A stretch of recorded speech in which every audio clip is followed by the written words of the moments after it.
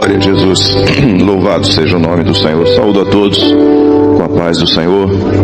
Ainda assentados, convido os irmãos a abrirem as suas Bíblias no livro de Atos dos Apóstolos, no capítulo 16. Atos 16, verso 29 em diante. Atos dos Apóstolos, capítulo 16, verso 29. Até o verso de número 30, aliás 31, 29 a 31. Também convido todos a se colocarem de pé, em reverência à palavra do Senhor, que nos diz assim, Atos 16, 29, e pedindo luz, saltou dentro, e todo trêmulo se prostrou ante Paulo e Silas, e tirando-os para fora, disse, Senhores, que é necessário que eu faça para me salvar? E eles disseram, crê no Senhor Jesus Cristo, e serás salvo, tu e a tua casa. Até aí, que o Senhor nos abençoe. Senhor, louvamos o teu nome pela bênção de vivermos uma experiência nova contigo a cada amanhecer, por caminharmos aos teus pés, Senhor, por vivermos esta experiência de o teu olhar, Senhor, está voltado para nós. Louvamos a ti, Senhor, pelo teu cuidado. E também, Senhor, pela bênção do lugar para onde tu estás a nos conduzir. Senhor, para vivermos esta eternidade maravilhosa. Senhor, para vivermos essa vitória maravilhosa. Te louvamos porque a cada culto tu renovas as nossas vidas. Renova em nós a alegria do teu Espírito. Renova as forças na caminhada. Renova, Senhor, a bênção de sentirmos a tua presença nesse lugar. Te adoramos porque nessa noite não é diferente. E pedimos, Senhor, que a tua bênção permaneça no meio da tua igreja. O teu Espírito fale aos nossos corações. Oramos em nome de Jesus. Amém. Todos podem se sentar. Meus irmãos, o texto que nós lemos, ele mostra uma determinada situação sob a ótica de um homem. Esse homem, ele é conhecido, ou a sua história é conhecida na Bíblia como a história do carcereiro de Filipos. E nós podemos imaginar, temos a liberdade de imaginar o dia ou a experiência daquele homem, aquele momento da experiência. A Bíblia diz que ele estava dormindo. Ele dormia e de repente ele percebe um grande terremoto. E quando aquele terremoto acontece, ele se percebeu também numa situação de grande dificuldade, porque estava escuro, era noite, e o máximo que ele conseguia entender é que aquele terremoto havia feito com que as portas do cárcere este que era de responsabilidade dele em cuidar, se abriram. O terremoto, as portas do cárcere se abriram, e agora ele pensou o seguinte, eu vou morrer, porque eu vou ser castigado por ter permitido que os prisioneiros fujam, ou fugissem. Ele, inclusive, procura uma espada para tirar a sua vida. E ele ouve uma voz de dentro do cárcere que diz assim, não te faças mal, estamos todos aqui. E então chega nesse momento que nós lemos o texto, ele pediu luz, e uma vez de posse da luz, ele começou a entender o que estava acontecendo. E aí ele entra naquele ambiente, a Bíblia diz trêmulo diante de toda aquela situação, ele faz uma pergunta a Paulo e Silas, dois servos de Deus que estavam ali dentro. E a pergunta foi a seguinte, Senhores, o que é necessário que eu faça para me salvar? E a resposta foi simples, crê no Senhor Jesus e serás salvo tu e a tua casa. Meus irmãos, esse é o episódio pela ótica daquele carcereiro. Mas o que aconteceu para que a história chegasse nesse ponto? O que precedeu esse momento? Todo um projeto de Deus. Aquilo não aconteceu por acaso. Havia um plano de Deus para aquele homem e que culminou com aquela experiência vivida ali. A palavra do Senhor diz que Paulo e Silas, dois homens que viviam uma fase da história da igreja importantíssima e que reflete-se até os nossos dias, porque era o momento da implantação da doutrina bíblica, da doutrina do Evangelho. Paulo, o apóstolo Paulo, um dos grandes doutrinadores, haja vista a quantidade de livros que são as suas cartas, em que ele doutrinava as igrejas que estão contidos na palavra do Senhor.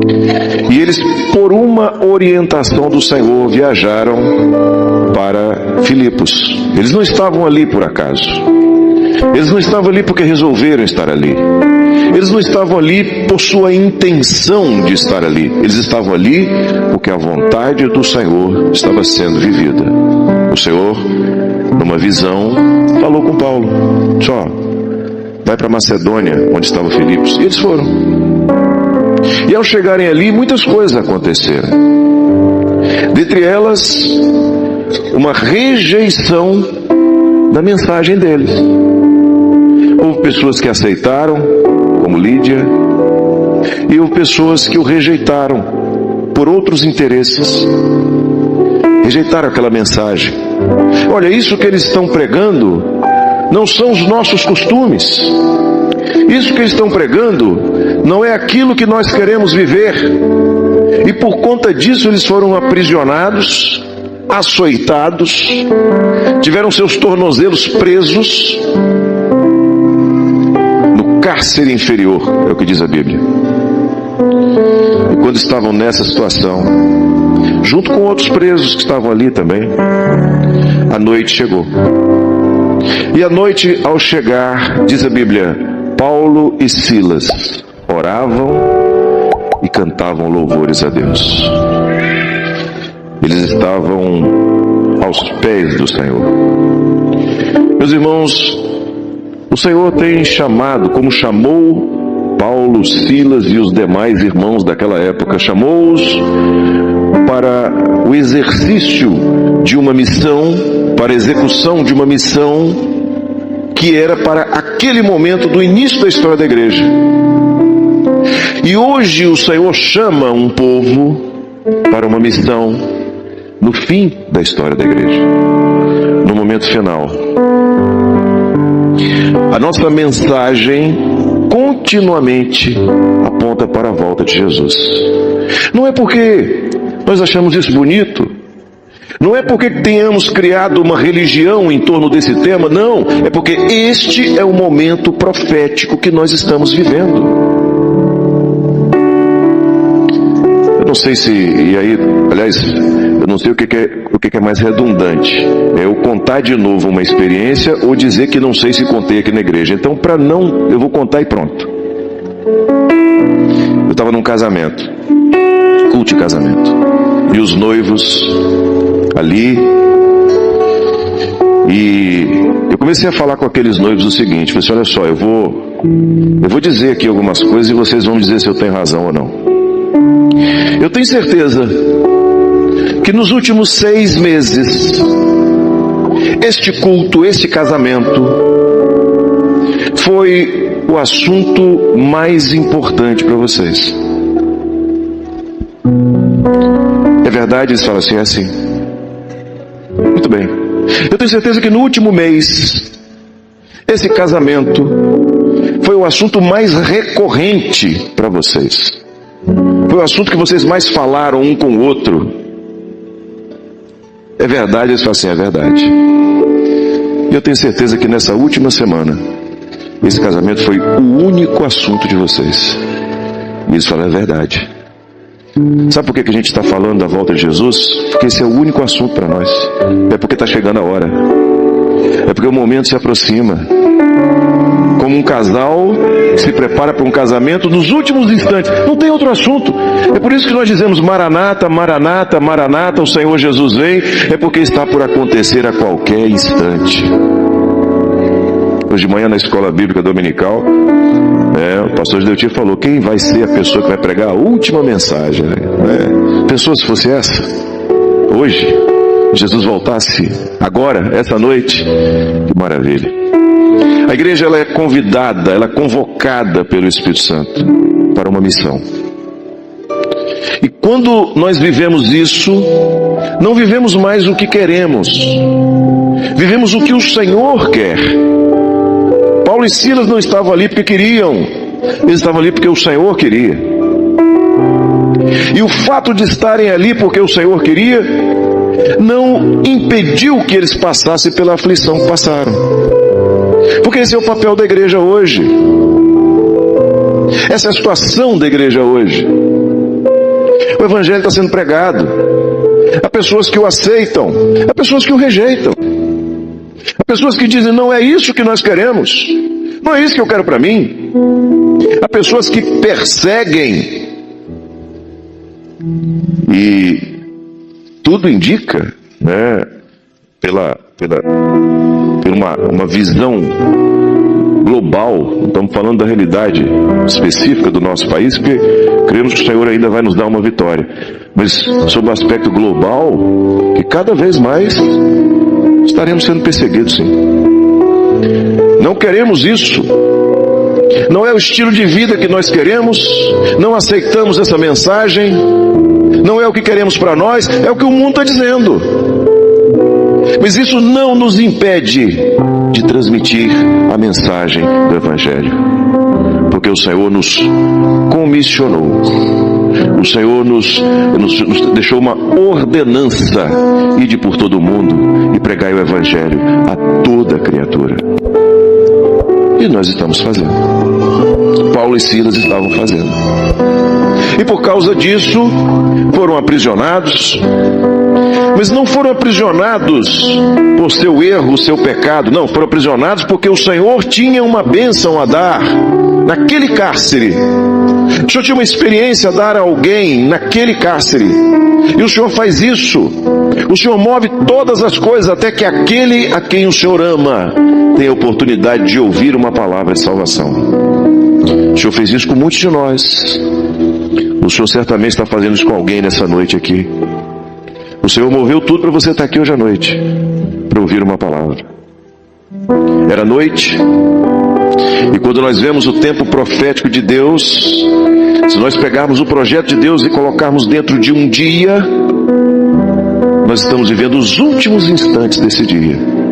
O momento da noite, momento de trevas, momento de pecado, momento de podridão do mundo que nós vivemos, momento de distância de Deus, momento de ausência de luz. É o momento que nós estamos vivendo. É o que está acontecendo em toda parte. Lembramos do povo de Israel, na saída do Egito. A penúltima praga foi a praga das trevas. E na praga das trevas as pessoas não se enxergavam dentro das suas próprias casas. Profeticamente é o que nós estamos vivendo hoje. São os últimos instantes. As pessoas não se enxergam dentro da própria família. É uma realidade deste mundo que aí está. Mas o que fizeram aqueles dois homens? Eles glorificaram o Senhor. Eles oraram. Eles cantaram louvores a Deus. Os irmãos conseguem perceber alguma semelhança com esse culto? Onde nós estamos aqui cantando louvores, adorando ao Senhor. Nós estamos aqui glorificando o seu nome. Aqueles homens estavam sentindo dor.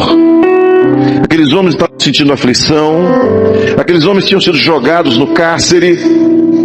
Mas estavam cantando louvores e glorificando o nome do Senhor.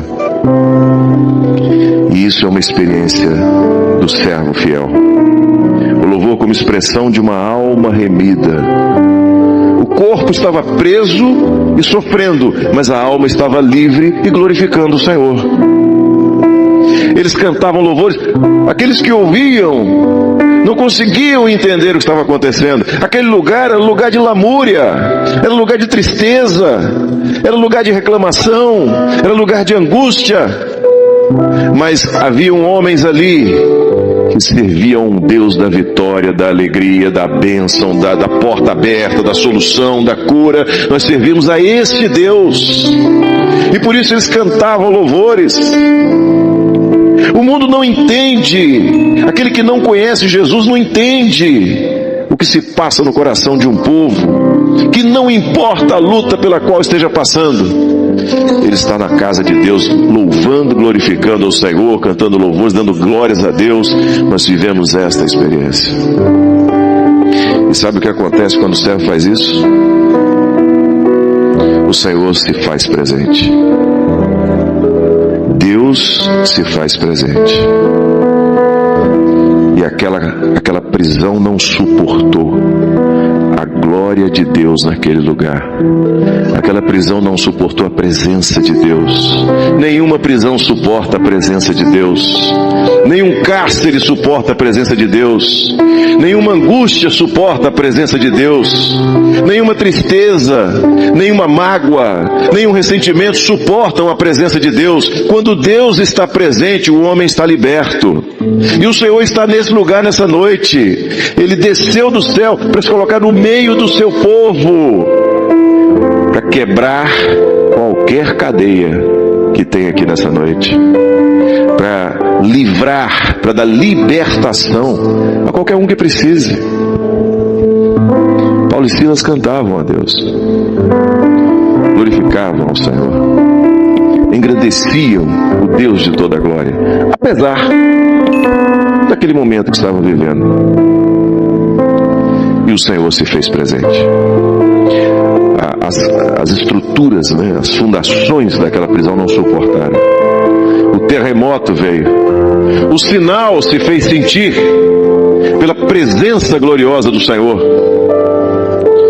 E quando aquilo aconteceu, aquele homem acordou. Ele era o carcereiro. Não era nem para ele estar dormindo. Ele tinha que estar vigilante. Mas ele estava cansado, certamente. Bom, enfim, tinha seus motivos para dormir. E ele acordou. E muitas vezes o Senhor tem operado neste lugar, em cultos como esse nessa noite, onde pessoas têm acordado para a situação que estão vivendo. Pessoas antes acomodadas diante de tudo que está acontecendo, têm aberto os seus olhos para entender uma coisa: só existe uma salvação, é a salvação em Cristo Jesus. Jesus morreu, Ele deu a sua vida na cruz do Calvário para poder nos dar essa salvação. Ele ressuscitou, está vivo, derramou do seu sangue na cruz do Calvário, tipificando o seu Espírito que foi derramado no meio da sua igreja. Deus estabeleceu um projeto todo em função de nós, de cada um de nós, para nos dar a bênção da vida eterna. E esse projeto está sendo executado, e você nessa noite precisa acordar para isso, para este momento da sua vida. Aquele homem acordou atordoado. Ele não conseguia enxergar direito o que está acontecendo. Eu vou morrer. Meus irmãos, esta expressão, por mais dura que seja, é uma expressão que cada um aqui presente pode dizer com segurança. Você pode não ter segurança de qualquer outra coisa na sua vida, mas que um dia você vai partir desse mundo, não tem jeito, nós vamos. O homem, ele vive sob essa espada que o divide e o separa dessa vida. Mas diante disso, uma voz se faz ouvir, através daqueles servos, através da igreja: não te faças mal, porque o Senhor quer te salvar. Você não precisa morrer. Você não precisa entender que a sua vida, ela vai ser vivida aqui e se encerrar aqui, porque Deus tem uma vida eterna para você. Não te faças mal. Meus irmãos, meus amigos, quantas pessoas têm escolhido fazer mal a si próprias ao viver esta vida neste mundo, mergulhados nos vícios, mergulhados na violência deste mundo, mergulhados na infidelidade deste mundo, mergulhados em tudo aquilo que não presta, que está aí, sendo vendido como coisa boa. homem está fazendo mal a si mesmo, enquanto uma igreja está louvando e glorificando ao Senhor. Porque o nosso Deus é aquele que ouve a nossa oração, que quebra as cadeias, que abre as portas, que nos livra do mal, é aquele que nos dá vida e vida em abundância. Não te faças mal. E aquele homem, ele pediu o que lhe faltava: luz. Eu tenho absoluta consciência de que temos aqui um grupo de pessoas extremamente inteligentes, capazes, competentes naquilo em que se colocaram para fazer, né? Se propuseram a fazer das suas vidas, para o que estudaram, para o que se dedicaram. Nós temos pais e mães aqui excelentes, profissionais excelentes, pessoas excelentes. Nós somos excelentes em muitas coisas, podemos buscar a excelência em muitas coisas, mas naquilo que diz respeito à vida eterna, só pela revelação do Espírito Santo.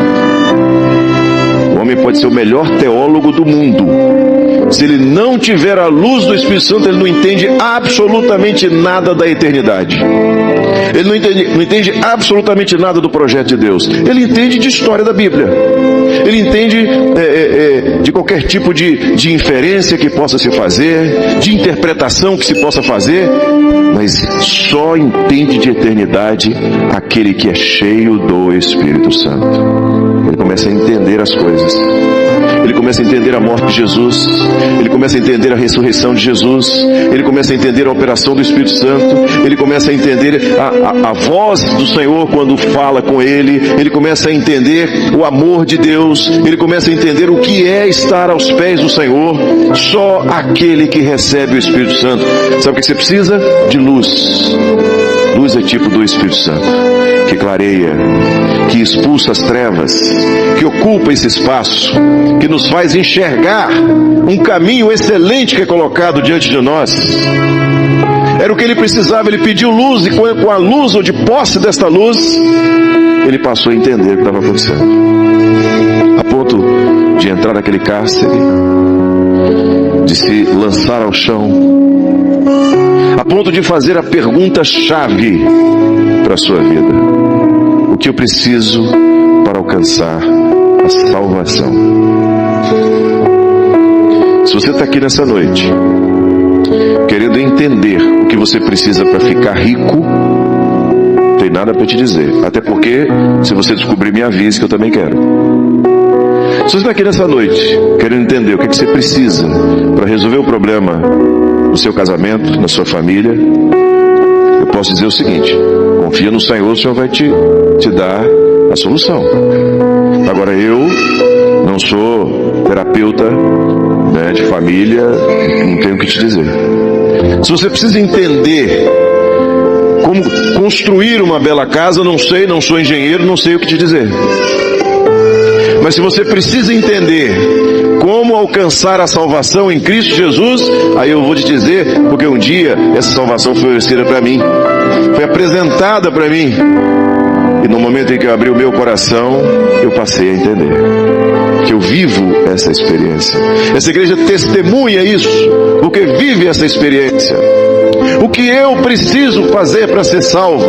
Crer no Senhor Jesus Cristo, e serás salvo tu e a tua casa. Crê no Senhor Jesus e tudo vai fazer sentido. Crê no Senhor Jesus e você vai entender porque você está aqui nessa noite.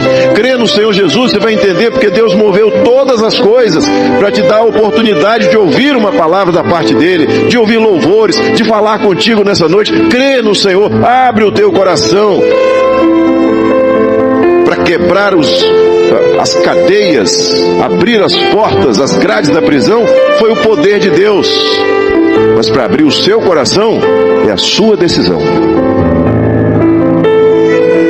Deus operou e livrou a Paulo, Silas e os outros. Mas para aquele homem alcançar a salvação, ele tinha que abrir o coração dele. Porque o Senhor, ele não invade. O Senhor, ele atende ao pedido do necessitado.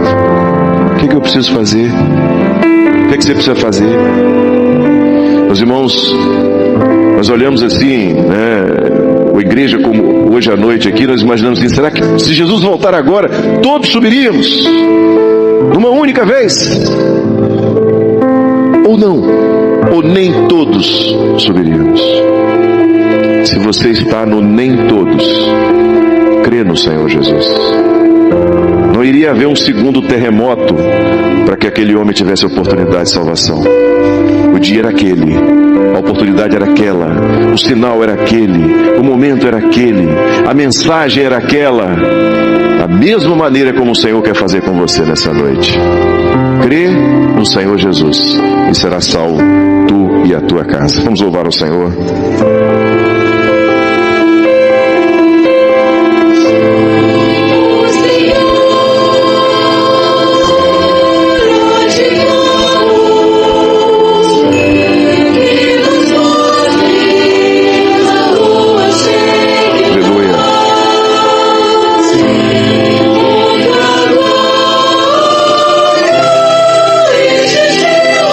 Glória a Jesus.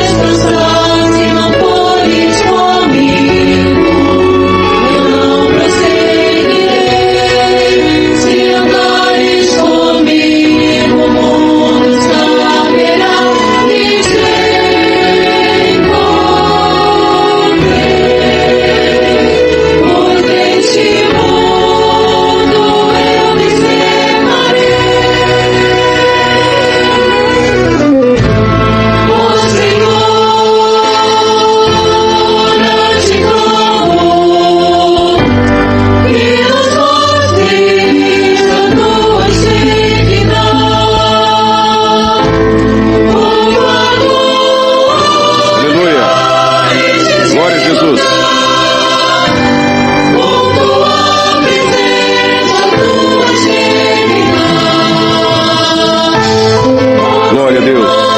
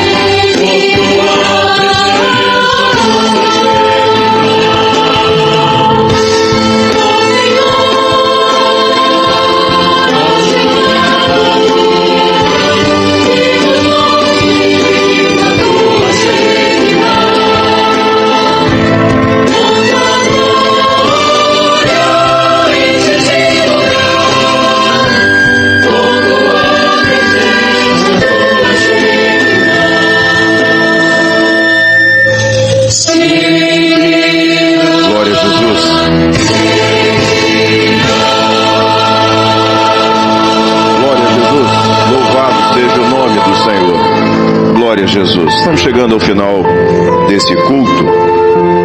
O Senhor mostrou, havia um grupo que orava antes do culto começar, e o Senhor mostrou uma mulher que está aqui na igreja nessa noite, e que hoje é o dia da sua salvação.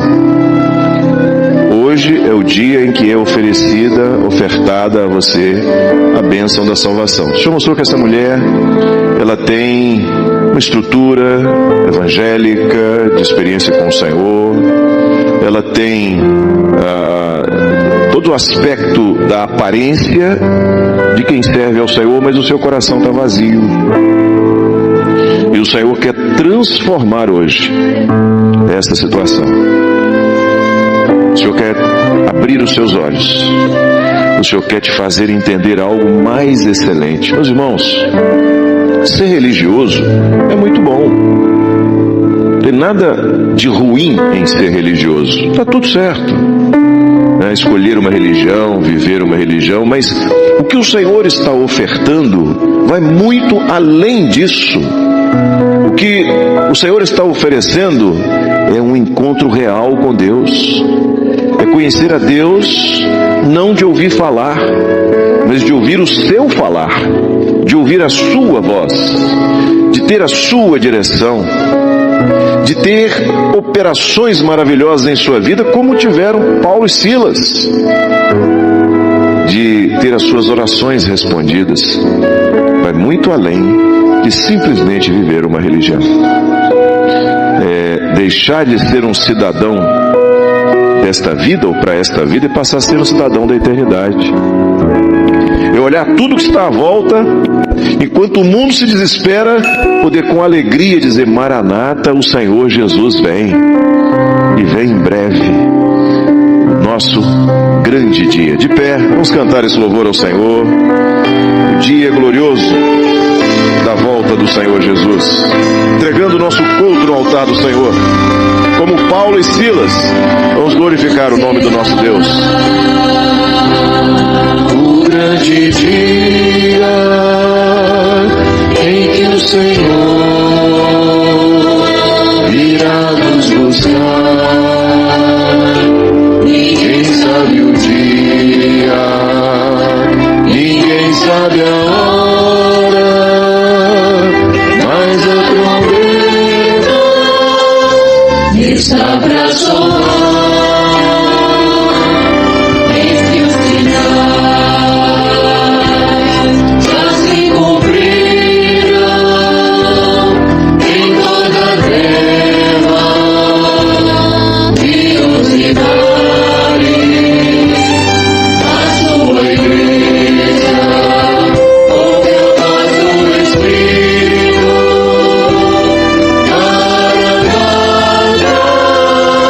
Jesus voltará, se voltará.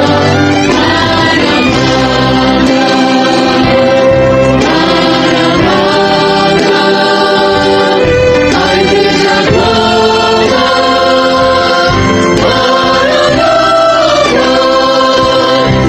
o Senhor vem, o Senhor vem.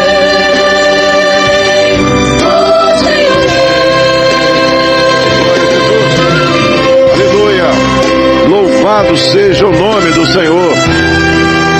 Glória a Jesus. Aleluia, Senhor.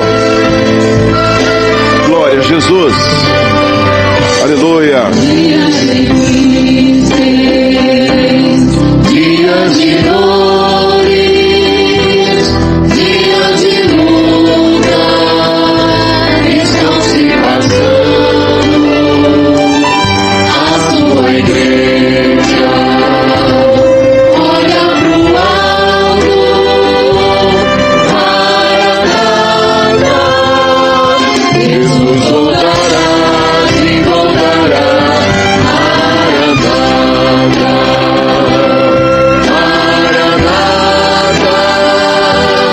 a igreja glória, Maranata, o Senhor vem, o Senhor vem. Glória a Jesus. Louvado seja o nome do Senhor. Aleluia. Glória a Jesus. Maranata, o Senhor Jesus vem. Aleluia. Glória a Jesus. Santo, santo, santo é o teu nome. Aleluia. Glória a Jesus.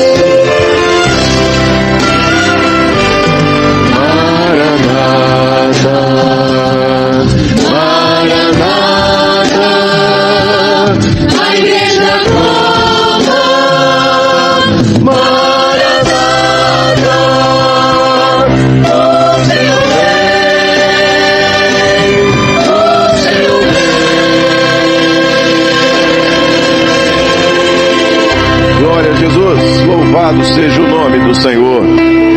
Senhor Deus, esse louvor, Senhor, ele expressa a nossa alegria, o nosso sentimento, a nossa esperança, a nossa certeza, Senhor, da breve volta do Senhor Jesus.